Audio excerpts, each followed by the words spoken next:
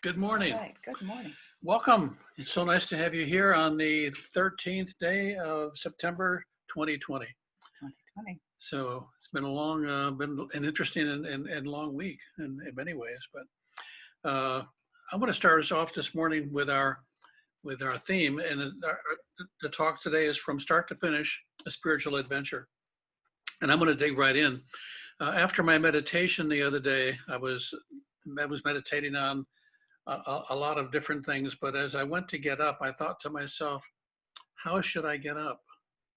Should I get up as an athlete, as a young, healthy, vigorous athlete, or should I get up as an old man? I turned the volume down on this. Okay. It's not working. There we go. I want to not hear the dings every time somebody comes on.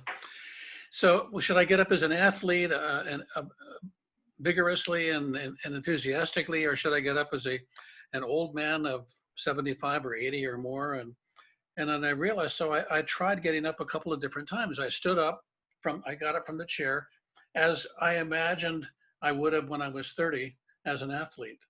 And then I sat back down and settled for a second. Then I got back up as a man who is 75. And what was amazing was how different it felt at every level. Hmm. And what I realized, and that gave me the idea for the talk some few days ago, and that is we need to be congruent. That is, we need to have our physical activity, our mental activity, our spiritual activity, our thinking activity be congruent, or it ends up causing not only conflict, but actually what happens is good intentions become canceled. It's easy to cancel a good intention. So you sit and you meditate. I am whole, perfectly complete. I'm healthy. I feel vigorous. I feel wonderful. Oh God, now I got to get up. And it negates. Yeah, exactly. So I get up as an Yeah. old man. So what happened to the young man who was whole, perfect, and complete, and healthy, and wonderful, and alive? And I think, wait a second. There needs to be a congruence in the speech. There needs to be a congruence in the words. There needs to be congruence in the activity. And I thought, wow, isn't it interesting how disconnected we can become unconsciously and so quickly? And so a lot of time and effort on my part this week has been spent looking at the congruence and also what happens when we're not congruent.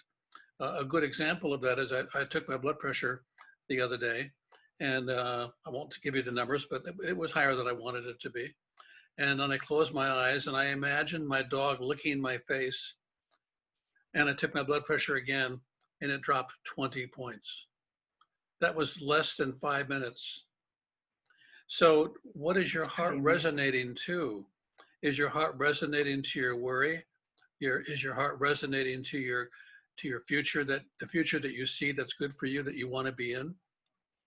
So I think initially what I wanted just to start us off with is looking at the importance of congruence, and then another level of that, which I'll get back to, is are we congruent with our fundamental or core beliefs?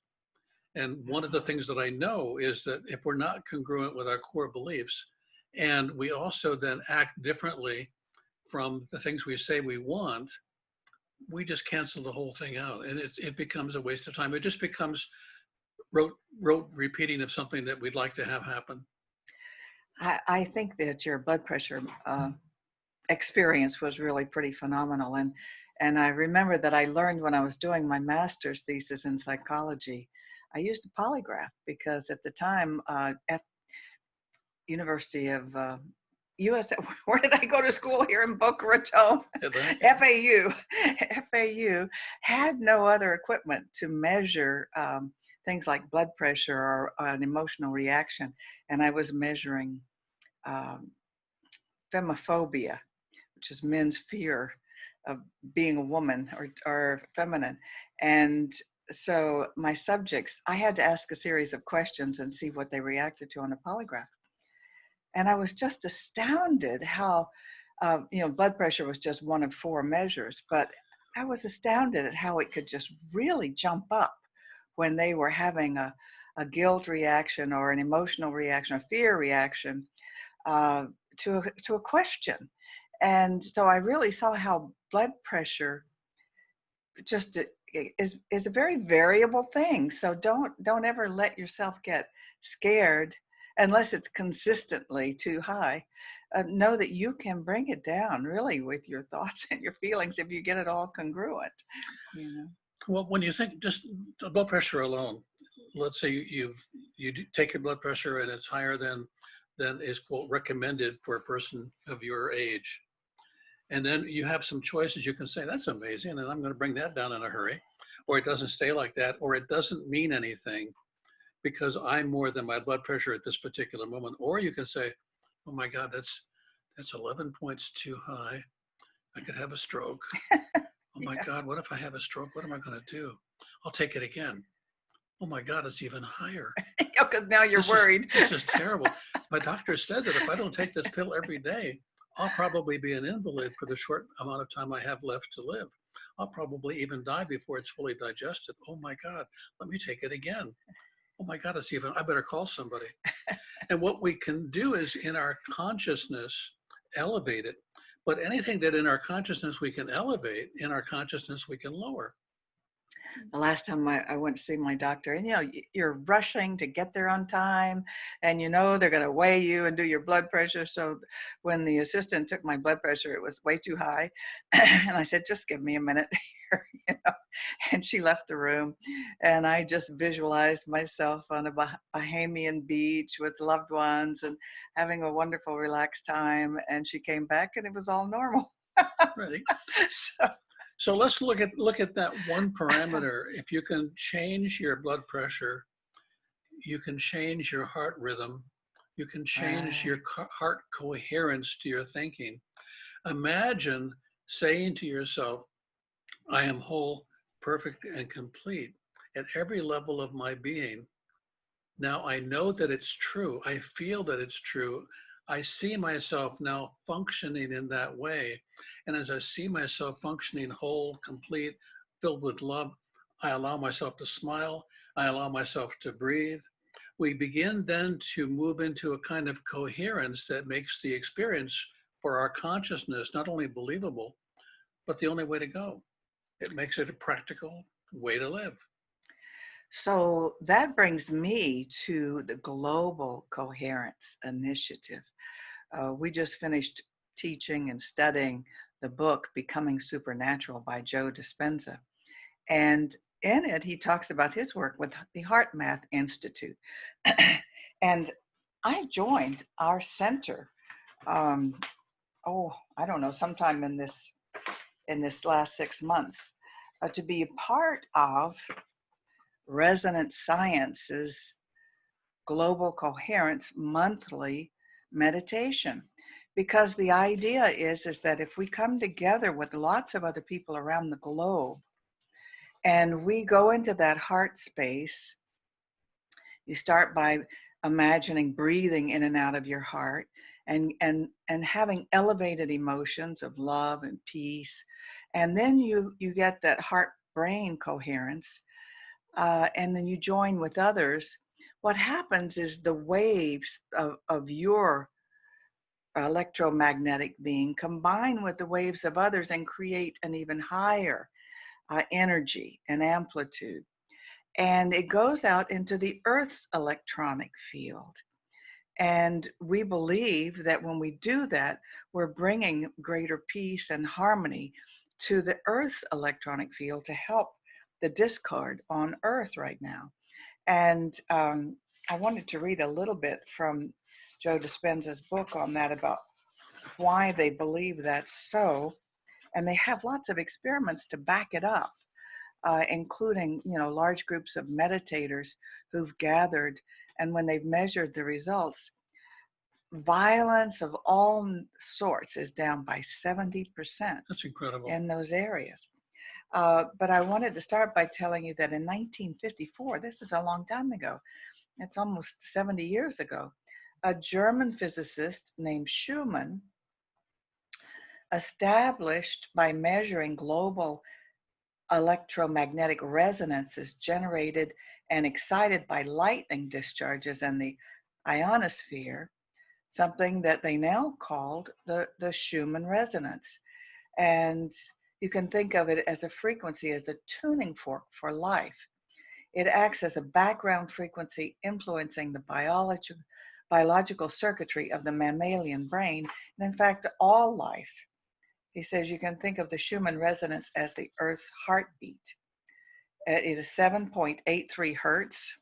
Hertz is cycles per second. And the ancient Indian rishis referred to this as the Om, or the incarnation of pure sound. And they've done experiments with putting students, college students are always victims or volunteers, They're there to be and they put experimented them with. in a Yeah. bunker way underground where they couldn't get this resonance. And they really had a hard time physically and emotionally without that. So it is really like the tuning fork.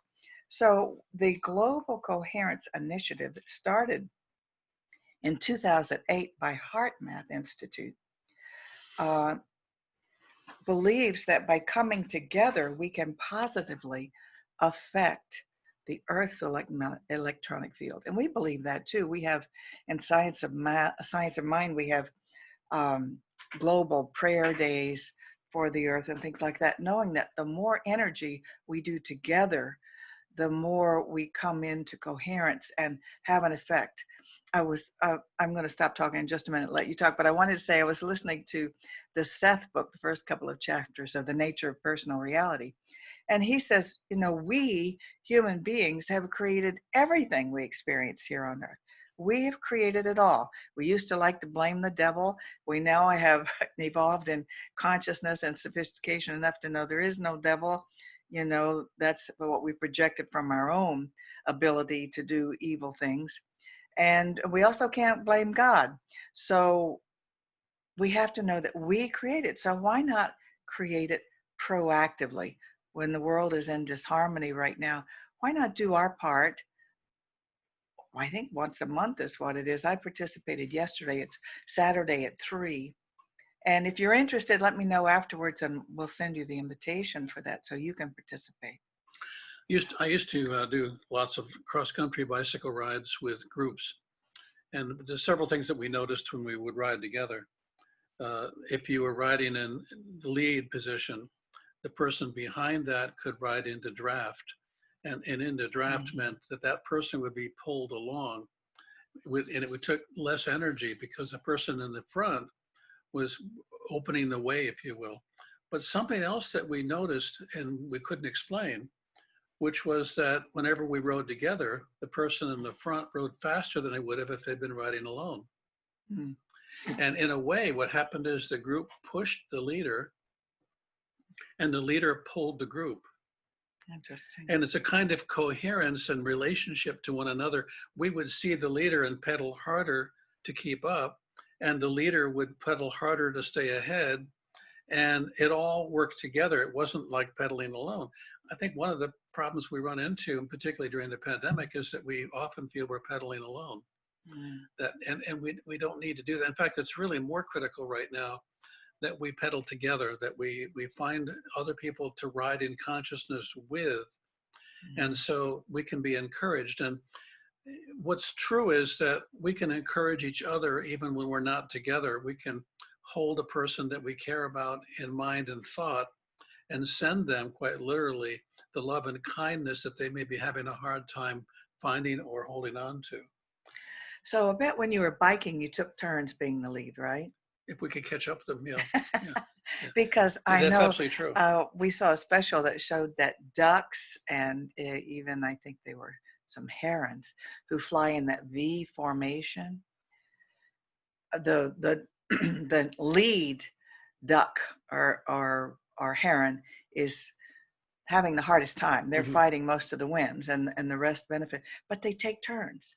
Yeah. Who the leader is. So that one will get tired and go to a lesser position and somebody else will take the lead. So it's cooperation and togetherness, as you said. Yeah, we all get to take turns, and being the lead may take more energy, but it also is a place where you can be given more energy. That you're given more purpose, you may be able to, and having purpose can give you more energy as well. I want to go back a little bit to, you mentioned the Seth material, the Seth book, which I've been reading too, because I'm going to be teaching a class in the next couple of weeks, I guess it is. Mhm. And, this notion that we literally have created our body, the body that we have, is fundamental to what he's talking about. And when he says we've created our body exactly the way we wanted it to be, then I think it might be a good time for us to decide to love it. Mm. It might be a good time for us to decide if we want to change it, since we created it, to go ahead and make the changes. But making the changes is going to be a difficult thing to do unless we understand a couple of different things. One is you can't change it by saying, I'm going to change it. You can't change it by saying, I'm now saying that I'm changing it. You change it by holding in mind and then an action behaving as if, and knowing at a core level that it's already done. And when you know that, when you agree that it's already done, the evidence may not be apparent, but it's there. You've already accomplished this. Then what happens is the body can make the changes that it needs to make. Actually, it's already made those changes. They can become realized. So what we're really talking about is when you state a truth, it may take a little while before you can realize it in the outer world. But once you've stated it in the inner world, it's already so. What we have a tendency to do is to state it in the inner world and then try to talk it into the outer world. And we keep saying, and it's coming now, and I can see it coming now. I don't know why I can't see it like I'd like to, but it's close, as opposed to it is already done. And I don't need to look back to see where I am in relationship to it. It's already been accomplished. We call it affirmative prayer. We're affirming the truth as already having been accomplished. But then having affirmed it is not enough. We have to behave in accord with the affirmation. We call it walking your talk. And after a meditation on wholeness and well-being, it just becomes critical to stand up like you're whole and complete rather than that you're in many pieces and they don't work real well. And then criticize yourself Yeah. for them not working Once well. I lose this weight, I'm going to really be in good shape. I can hardly wait to see when that happens. And now I'm going to go back to affirming my wholeness and my completeness. Another thing Seth says in those first chapters is that he says we have this thing called the ego, and that was really a good design, and it was designed to really be helpful, but it's gotten a little carried away with itself. But he says we also have an inner ego. He calls it an inner ego, and he says that part of us very deliberately creates every aspect of our body on an ongoing basis. So that was interesting for me to hear. Very deliberately creates every aspect of our body, every cell of our body on an ongoing basis. So I'd like you to speak about what he said about the benefit that some people derive from illness. Oh, well, yeah, because for instance, you're a child and you're not getting much attention and you get sick and all of a sudden a lot of attention is lavished on you. That gets stored away as a mechanism for getting attention. So disease may very well be a way, this is a very simple example. It may also be a way of giving attention to yourself for yourself. I can't give myself any personal attention. I'm too busy taking care of others unless I have a breakdown. And if I have a physical breakdown, I'm off the hook and I can't help it. And it's not my fault. And I'm still a good person, but I'm sick. Well, then sickness becomes a way of taking a vacation. But didn't he also say it was an excellent way of learning something that you would only learn through that disease? Well, yeah, it's unique to you, but what also happens is in a disease, you get to express the conflict in a way that the body can work it out. So the body literally works out the struggle or the conflict and demonstrates it in front of you. So you have an arm that's designed to pick things up, to lift, and you can't lift it. And the belief system you have can very well reflect that. I think Hayes, what was her name? Louise Hay. Louise Hay said a lot about that. I'm not sure that everything she said matched exactly, but she was talking about the same idea, which is if you can't lift your arm and your arm was designed to lift, maybe the physical body is acting out the conflict you're having with lifting. And so it's an expression, the physical body is an expression of both the mental and unconscious body. The fact that a disease could be fatal is no big deal, because what the body knows is that it's temporary anyway.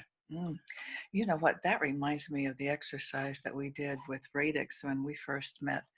It was an exercise that was very powerful for Mm. me.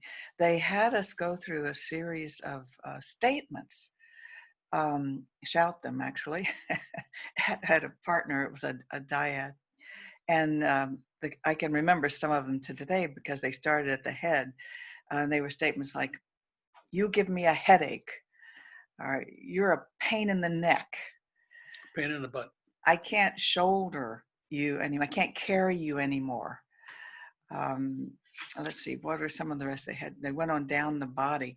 Um, eh, you get something about a stomach ache. Hmm. I can't remember, but these are sayings that we often say when we're mad at someone or blaming something for something, but they often take root then in the body.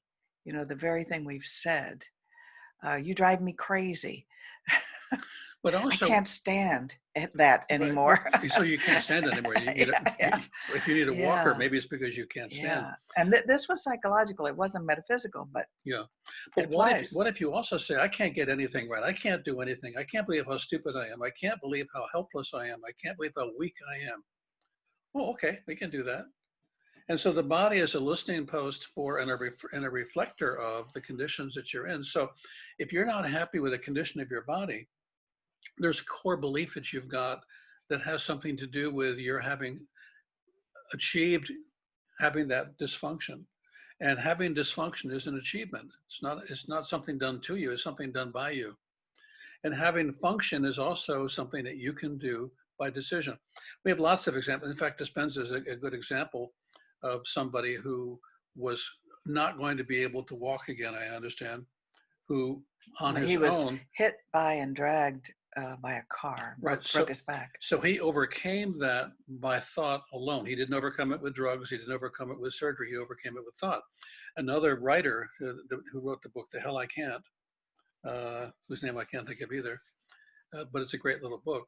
He had, I think, 9 or 10 different things going on at the same time, all of which were competing to help become fatal. And he overcame all of them. And one of the favorite things that he said that I love so much is, I can't explain why, and I don't think I It's don't a understand mystery. it, but for some reason I keep getting better. And what he did is he took the figuring it out of the equation, because very often we have a small mind doing the figuring and we Mhm, want a big mhm. outcome. So we said, well, let me see, I got to overcome this back problem. But what do I know about backs? Well, backs don't generally heal, and I've read the statistics on them, and more people have back injuries. And Mm. so what am I doing? I'm feeding my illness. But if I were to say I have a back problem, I have a back problem right now, but it's been resolved, and I'm going to look for the evidence, and I know that it's been resolved, and I can't explain why or how. It really is a mystery.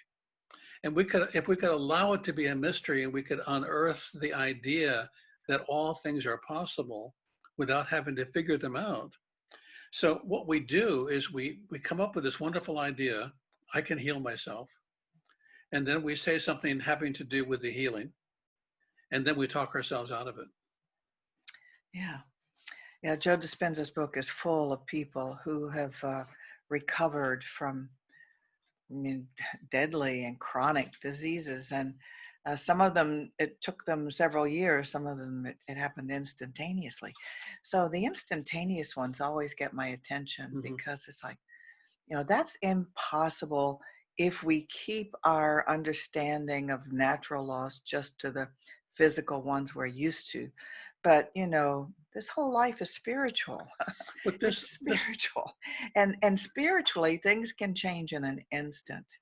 this idea we have of linear time is one of the obstructions. That if there is no time as we know it, and everything is Right. happening in this instant, then an instant healing is a natural process. Mhm. What holds up instant healing from occurring is having to work through the belief that everything takes time, and that time is a measure that exists in the universe rather than only in our heads. Time is a construct that we need and use, but it doesn't exist in real terms. So when we say we've accomplished something, we've accomplished it right here and now. Something else that I was reading that was really fascinating to me too was thinking about a thought that you have that's real. because it's really yours, and you've thought it, and it has substance, going out into the universe, finding things that are like itself, being available to you to check back in with to see how it's grown and changed and how you've grown and changed. And imagine all the thoughts you've ever had going out into the universe, collecting data, collecting information, supporting themselves, and you have them available to you. It's like having your own personal library of the universe. And so a lot of what we call intuition, a lot of what we call intuition is really the getting in touch with the greater unconscious knowing that continues long after you have let go of a thought. And those thoughts go out and connect. Intuition means your inner teacher. Yeah. If you look up tuition in the dictionary, you'll find that it's teaching. It also says fee. No, that's what we okay. interpret it, because that's what we think of as a fee tuition. For service, yeah. But intuition, so tuition is teacher, and intuition is your inner teacher. So that's an important piece. What I want to emphasize, I guess, today is that don't discard the mind. Don't discard the intelligence that you have. Don't discard the consciousness that you have, all working in harmony with the heart in lieu of, well, whatever I feel is what I do. And I want to suggest that what comes often in the feeling tone that we feel is the connection to the intuitive knowing. And the intuitive knowing is a body of knowledge we have access to. And so that we're part of a whole experience here, not just, and I'm saying that because I hear people all the time say, well, stop thinking, stop trying to work on something, just do what you feel. Well, don't underestimate what the feeling is connected to, which is a belief system and many, many thoughts and a history and a wonderful and beautiful library. And you can better access all of the knowledge you have if you don't deny that that knowledge is there. Exactly. And so what we're looking for is coherence. Right. Coherence with our thoughts, our feelings, and our actions. Bob came up with a word that he calls sensory coherence, that seems to be necessary for you to accept a new idea about yourself or your life. It has to match, and all of your senses. You have to. And think about that in relationship to other people. You meet somebody, they sound great, they look great, and they smell bad. And you don't want anything to do with them. You want to step away. You don't know what's wrong. Something's wrong. Something doesn't match. People that sound good, look good, have the thing, but don't smell right. There's something wrong here. And or they speak and be careful, because if you travel the world, that might be normal. Well, but then if you travel the world, that's not a bad smell. That's just the way people smell. That's right. We watched a movie the other day. It was great, and the hero Alan Arkin had just been swimming in the pool, and he's an old man, and he gets out of the pool, and the young girl says, "You smell like chlorine." He says, "Old people smell like chlorine," which is funny. But the idea of sensory congruence that I came up with 40 years ago is that when all of the senses agree on something, it's true. So the senses either have to agree or they have to be asleep. Hypnosis is really the sensory agreement, or the senses that aren't engaged are resting. So you don't necessarily use your sense of smell when you're hypnotized, but if something smells really awkward or difficult, or it may interrupt the process. It has to be filtered into it. I want to elaborate on something I said about traveling the world. And that's not just true for Americans, it's true for all people. Yeah. Vietnamese, during the Vietnamese War, found Americans' breath offensive. They found the smell of milk really distasteful. and Americans found their breath really distasteful. It smelled of fish. So it's a cultural thing. I'm not saying that all foreigners smell bad. Thank you, because this could go out and become the next. Right. Yeah, it'll be on whatever social media it is, and we'll have been accused of hating people that smell bad. That's right. Well, but the congruent piece is important, that whatever you do at every level be as congruent as possible, because then it becomes real for you. So if you don't feel good, but you can move in a way that's healthy, and you can speak in a way that's healthy, and you can act in a way that's healthy, the body eventually will do whatever it needs to do, often either to make you healthy or to have you be more healthy than you were. A good example of that, and I can remember this a long time ago, you got a bad headache, you're at work, the headache is getting worse, it's going to be time to go home pretty soon, and you can't believe how bad this headache is. And in my case, the supervisor comes up and says, Bob, so-and-so called in sick, could you work a double? I said, yes, I can work a double. The headache doesn't go away, but it loses its intensity until that shift is nearly over. And then it gets bad again because I get to go home and go to bed, which is really interesting. So, and you don't have headaches anymore. No, I used to get migraine headaches. And I didn't ever drink more than 50 or 60 cups of coffee a day. So I don't see how, or 11 or 12 donuts.